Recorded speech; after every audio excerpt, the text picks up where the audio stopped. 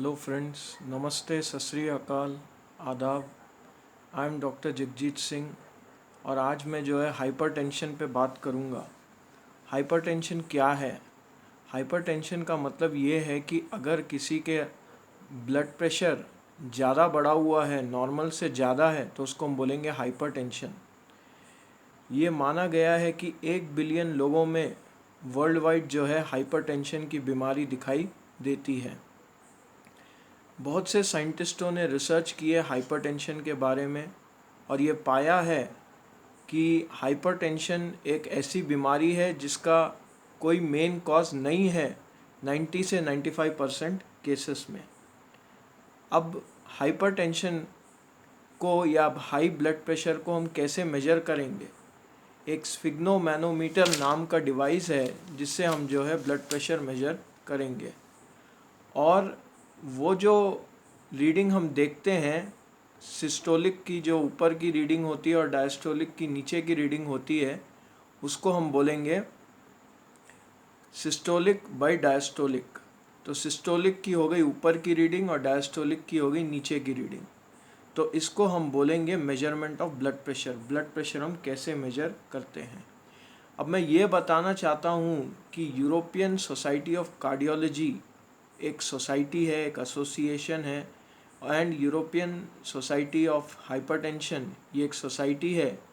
इनने क्या किया है, different types of blood pressure की रीडिंग्स को स्टेज वाइज डिस्क्राइब किया है। अगर नॉर्मल ब्लड प्रेशर है तो कितना होना चाहिए, अगर हाई नॉर्मल है तो कितना होना चाहिए, अगर ऑप्टिमल ब्लड प्रेशर है तो कितना होना चाहिए, अगर स्टेज 1 हाइपरटेंशन है तो कितना होना चाहिए। ये हम उस चार्ट के हिसाब से देख के बता सकते हैं कि पेशेंट में हाइपरटेंशन है या नहीं है, या ब्लड प्रेशर हाई है या नहीं है। मान लो कि ब्लड प्रेशर आता है 115 से 75 mmHg का, तो इसका मतलब ये है कि पेशेंट में कोई प्रकार की हाइपरटेंशन की बीमारी नहीं है। अब ये माना गया है कि मॉर्निंग और इवनिंग, सुबह और शाम अगर हम ब्लड प्रेशर मेजर करते हैं तो वो ज़्यादा आता है। पर अगर जैसे हम ब्लड प्रेशर मेजर करते हैं रात 11 बजे या रात 12 बजे, उस टाइम पे जो ब्लड प्रेशर की रीडिंग आती है वो हम एक इंडिकेटर लेते हैं जिससे हम कार्डियोवैस्कुलर रिस्क फैक्टर्स को समझ सकते हैं।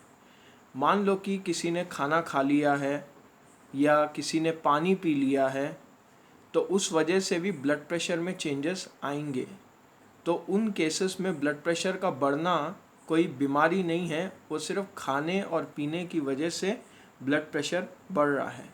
अब ब्लड प्रेशर किस तरीके से डिफरेंट कंडीशंस को रिस्पॉन्ड करता है, जैसे कि कोई नॉइज़ पोल्यूशन हो गई, या तुम्हारे अंदर के इमोशंस हो गए, या स्ट्रेस हो गया, या तुमने एक्सरसाइज कर ली ज़्यादा, या तुम ड्रग्स पे हो, या तुम्हारे में कोई प्रकार की बीमारी है, तो उस कंडीशंस में भी ब्लड प्रेशर चेंज होता है और ज़्यादा कर हाई होता है। तो स्ट्रेस में बंदा फ्रस्ट्रेटेड रहता है और उसके केस में ब्लड प्रेशर बढ़ सकता है।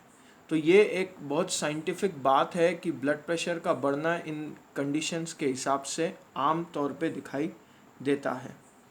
मान लो कि हम ब्लड प्रेशर मेजर करते हैं राइट आर्म में कि 120/80 आता है, और लेफ़्ट आर्म में आता है 115/95 mmHg आता है।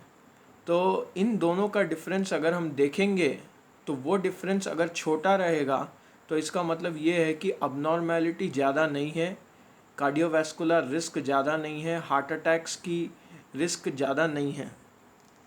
अब हम आ जाते हैं एज। मान लो कि उम्र पेशेंट की बढ़ती है, तो एज के बढ़ने से भी कार्डियोवैस्कुलर का रिस्क बढ़ जाएगा। पेशेंट में हार्ट अटैक हो सकता है, हार्ट फेल हो सकता है, मायोकार्डियल इन्फाक्शन हो सकता है, इस प्रकार की बीमारियां दिखाई देंगी। और क्योंकि ज़्यादा तौर पे सेक्स के हिसाब से जो ब्लड प्रेशर है वो मेंस में ज़्यादा दिखाई देता है, आमतौर पे आदमियों में ज़्यादा दिखाई देता है औरतों के मुकाबले। तो इस बात को भी हमको समझना है कि ज़्यादा तौर पे अगर ब्लड प्रेशर हाई होता है तो आदमियों में ज़्यादा होता है। अब आते हैं कि मान लो कि किसी की एज है 20 से 30 ईयर्स ऑफ एज, 20 से 30 साल का कोई पेशेंट है, उसके अंदर जो है ना ब्लड प्रेशर बढ़ा हुआ है, तो वो ब्लड प्रेशर का बढ़ना वो मतलब माना जाएगा कि ठीक है, पर क्योंकि वो एज के हिसाब से ब्लड प्रेशर बढ़ा हुआ है तो उसको हम अबनॉर्मल नहीं मानेंगे। अब आते हैं मिड लाइफ में, जैसे कि 40 से 45 ईयर्स ऑफ एज है किसी पेशेंट की, उस एज में जो है ब्लड प्रेशर उसका ज़्यादा नहीं बढ़ेगा, उसका ब्लड प्रेशर स्टेबल रहेगा, क्योंकि एज के हिसाब से मैं बता रहा हूँ कि ब्लड प्रेशर ज़्यादा नहीं बढ़ेगा, स्टेबल रहेगा। पर जैसे ही किसी की एज हो जाती है 60-70 ईयर्स एज का हो जाता है, तो उसमें ब्लड प्रेशर बढ़ना स्वाभाविक है, उसमें स्वाभाविक है कि ब्लड प्रेशर बढ़ेगा। अब आ जाते हैं आइसोलेटेड सिस्टोलिक हाइपरटेंशन पे। आइसोलेटेड सिस्टोलिक हाइपरटेंशन एक प्रकार की हाइपरटेंशन है जिसमें सिस्टोलिक ब्लड प्रेशर जो है 140 से ज़्यादा होता है, और इसका बढ़ना ही ये दिखाता है कि हार्ट की कहीं ना कहीं प्रॉब्लम बढ़ती जा रही है। अब ब्लड प्रेशर या हाइपरटेंशन किस तरीके से होता है, अगर हाई ब्लड प्रेशर है या हाइपरटेंशन है तो किस तरीके से हो सकता है। हमारे जो वेजल्स है बॉडी के, ब्लड वेजल्स है जिसमें ब्लड फ्लो होता है, उनके अंदर जो है ना पीले कलर के प्लाक्स बन जाते हैं, येलो कलर के प्लाक्स बन जाते हैं, और वो क्या करते हैं, ब्लड को ट्यूब में आगे बढ़ने से रोकते हैं, और उस वजह से जो है ना रेजिस्टेंस मतलब उनको ज़्यादा मेहनत लगती है ब्लड का फ्लो करने के लिए, और उस वजह से जो है ब्लड प्रेशर बढ़ जाता है। तो ये जो एथीरोमा के प्लाक्स बने हुए हैं ब्लड वेजल्स में, उसकी वजह से ब्लड प्रेशर बढ़ता है। अब एथीरोमा के प्लाक्स कैसे बन रहे हैं ये आप समझिए। इसमें क्या हो रहा है कि जो कोलेस्ट्रॉल बढ़ रहा है, जो बैड कोलेस्ट्रॉल बढ़ रहा है, जो एलडीएल का कोलेस्ट्रॉल बढ़ रहा है, उसकी वजह से प्लाक्स बनेंगे और उस वजह से ब्लड प्रेशर बढ़ेगा। ब्लड प्रेशर में बहुत से फ्लक्चुएशंस आते हैं। मान लो कि सुबह था ब्लड प्रेशर 120/80, तो रात को हो सकता है 130/90। इसका मतलब ये नहीं है कि वो हाइपरटेंसिव है, उसका ब्लड प्रेशर बढ़ रहा है नेचुरल कंडीशंस के हिसाब से। तो फ्लक्चुएशन ज़्यादा बढ़ सकते हैं, फ्लक्चुएशन मतलब वेरिएबिलिटी या ट्रांसफॉर्मेशन ज़्यादा हो सकता है। अब ब्लड प्रेशर को हम कैसे रेगुलेट करते हैं, हमारे अंदर दो प्रकार के मेन मैकेनिज़म्स है जिससे ब्लड प्रेशर हम रेगुलेट करते हैं। एक हो गया बैरो रिसेप्टर रिफ्लेक्स।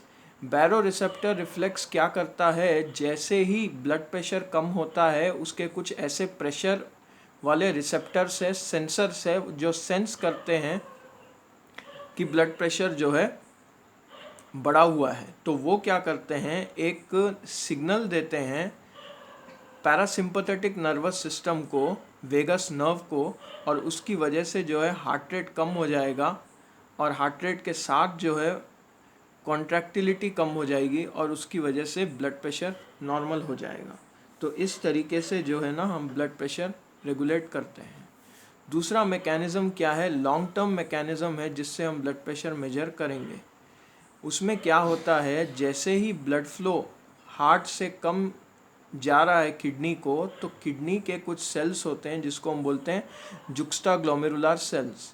ये सेल्स क्या करते हैं, ये सेल्स जो है एक रेनिन नाम का प्रोटीन बनाते हैं, और ये जो रेनिन नाम का प्रोटीन है ये एंजियोटेंसिनोजन को एंजियोटेंसिन 1 में कन्वर्ट करता है, और एंजियोटेंसिन 1 जो है लंग्स में जाता है ब्लड के थ्रू, और वहाँ पे एंजियोटेंसिन 2 बनता है। ये जो एंजियोटेंसिन 2 है फिर ये किडनी के पास आता है, और ये जो है वैसो कंस्ट्रिक्शन करता है, और ये करता है इफरेंट आर्टीरियोल की वैसो कंस्ट्रिक्शन। इसके साथ ही साथ एंजियोटेंसिन 2 जो है अपने एड्रीनल कॉर्टेक्स में जा रहा है। एड्रीनल कॉर्टेक्स क्या है, एक एड्रीनल ग्लैंड का पार्ट है जो किडनी के ऊपर बैठे हुए ग्लैंड्स होते हैं, उसको हम बोलते हैं एड्रीनल ग्लैंड्स। तो उसका जो एड्रीनल कॉर्टेक्स है, उसका जो आउटर लेयर है उसमें जाता है, और वहाँ पे आल्डोस्टेरोन बनता है। ये एक दूसरे किस्म का प्रोटीन है आल्डोस्टेरोन। ये जो आल्डोस्टेरोन है ये एक स्टेरॉइड भी है, और ये क्या करता है, सोडियम और वाटर को रिटेन कर लेता है किडनी के अंदर, और इस तरीके से जो है ब्लड प्रेशर बढ़ता है। तो ये दो प्रकार के मैकेनिज़म्स है जिससे जो है ब्लड प्रेशर बढ़ता है। अब आते हैं हाइपरटेंशन पे। हाइपरटेंशन दो प्रकार के हैं, एक हो गया प्राइमरी हाइपरटेंशन और दूसरा हो गया सेकेंडरी हाइपरटेंशन। प्राइमरी हाइपरटेंशन जो है जेनेटिक और लाइफस्टाइल चेंजेस से एसोसिएटेड है। माना गया है कि 35 प्रकार के जीन्स हैं जो प्राइमरी हाइपरटेंशन से रिलेट करते हैं, और सेकेंडरी हाइपरटेंशन जो है सेकेंडरी कंडीशंस की वजह से दिखाई दे सकता है, जैसे कि हाइपरथायरॉयडिज्म हो गया अगर थायराइड हार्मोन ज़्यादा बन रहा है, या हाइपर पैराथायरॉयडिज्म हो गया अगर पैराथायरॉयड हार्मोन ज़्यादा बनता है, या कुशिंग सिंड्रोम हो गया जिसमें कॉर्टिसोल का प्रोडक्शन ज़्यादा होता है, तो या रीनल आर्टरी स्टेनोसिस हो गया फाइब्रोमस्कुलर डिस्प्लेसिया की वजह से। सो इन कंडीशंस में क्या होता है, ब्लड प्रेशर बढ़ता है, ये सेकेंडरी कंडीशंस की वजह से। इसको कहा गया है सेकेंडरी हाइपरटेंशन। पर 90 से 95% केसेस में हम प्राइमरी हाइपरटेंशन देखेंगे और 5 से 10% केसेस में हम सेकेंडरी हाइपरटेंशन देखेंगे। अब आ जाते हैं प्रेगनेंसी में। प्रेगनेंसी में भी जो है ना औरतों को हाइपरटेंशन होता है, उसको हम बोलेंगे प्री एक्लाम्सिया। प्री एक्लाम्सिया जो है एक प्रकार की कंडीशन है जहाँ पे blood pressure second half of pregnancy में दिखाई देता है, और इसमें किस तरीके के सिम्टम्स दिखाई दे सकते हैं। हेडेक हो सकता है, स्टमक पेन हो सकता है, नौसिया, वॉमिटिंग प्रकार की कंडीशंस या सिम्टम्स दिखाई देंगे। दूसरा एक प्रेगनेंसी में एक प्रकार की हाइपरटेंशन की कंडीशन है जिसको हम बोलते हैं गेस्टेशनल हाइपरटेंशन। गेस्टेशनल हाइपरटेंशन जो है एक नए प्रकार का हाइपरटेंशन है जिसमें यूरिन में प्रोटीन लॉस नहीं होता है, प्रोटीन लॉस जो यूरिन में नहीं होता है, पर प्री एक्लाम्सिया में जो है प्रोटीन लॉस यूरिन में होता है। अब आते हैं डायग्नोसिस ऑफ हाइपरटेंशन में। हम हाइपरटेंशन को कैसे डायग्नोस कर सकते हैं। हम एक पेशेंट को क्लिनिक में बुला के क्वाइट रूम में बिठा के उसके लेग्स को अनक्रॉस करके बैठना चाहिए और सपोर्ट लेना चाहिए, तब हम जो है उसका ब्लड प्रेशर मेजर करते हैं, और फिर उसको हम फिर 2 बार 3 बार बुलाते हैं ब्लड प्रेशर मेजर करने के लिए, और इसी तरीके से जो है हम डायग्नोस लगाते हैं ब्लड प्रेशर है या नहीं है। और इसके बाद मान लो कि किडनी में कोई परेशानी आ जाए, या हार्ट में कोई परेशानी आ जाए, या थायराइड ग्लैंड में कोई परेशानी आ जाए, या सीरम लेवल्स जो या कोलेस्ट्रॉल के अंदर कोलेस्ट्रॉल बढ़ रहा है बॉडी का, सो उन कंडीशंस में हम क्या करेंगे, टेस्ट करवाएंगे। वो जो है स्पेसिफिक ऑर्गन इन्वेस्टिगेशनल टेक्निक से जो हम करवाएंगे, और उससे हमको पता चलेगा कि पेशेंट में प्राइमरी हाइपरटेंशन है या सेकेंडरी हाइपरटेंशन है। अब एक प्रकार की और एक हाइपरटेंशन दिखाई गई है जिसको बोलते हैं रेजिस्टेंट हाइपरटेंशन। रेजिस्टेंट हाइपरटेंशन में क्या होता है कि हम एंटी हाइपरटेंसिव ड्रग्स देते जा रहे हैं फिर भी बीपी कंट्रोल नहीं हो रहा है, उसको हम बोलेंगे रेजिस्टेंट हाइपरटेंशन।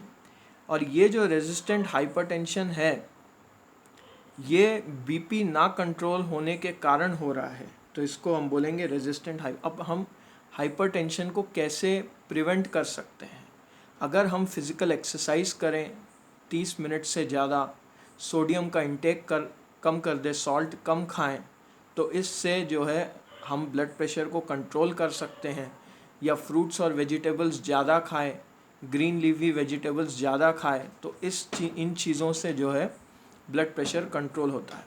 पर साथ ही साथ हमको जो है एंटी हाइपरटेंसिव मेडिकेशंस भी लेनी चाहिए, जिस प्रकार की जैसे एसी इनहिबिटर्स हो गए, एंजियोटेंसिन रिसेप्टर ब्लॉकर्स हो गए, थायराइड डायूरेटिक्स हो गई, इनके जितने भी ब्रांड नेम्स है उस तरीके की अगर आप combination of anti hypertensive drug लेंगे तो आपका ब्लड प्रेशर जो है कंट्रोल में रहेगा।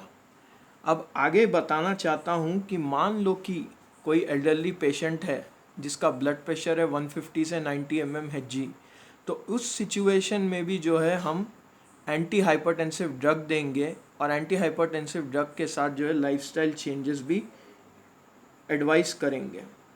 तो हाइपरटेंशन को कंट्रोल करना, उसे समझना बहुत ज़रूरी है। किस तरीके से जो भी पेशेंट्स हाइपरटेंशन में जी रहे हैं उनको मेडिटेशन ज़्यादा करना चाहिए, एरोबिक एक्सरसाइज ज़्यादा करनी चाहिए।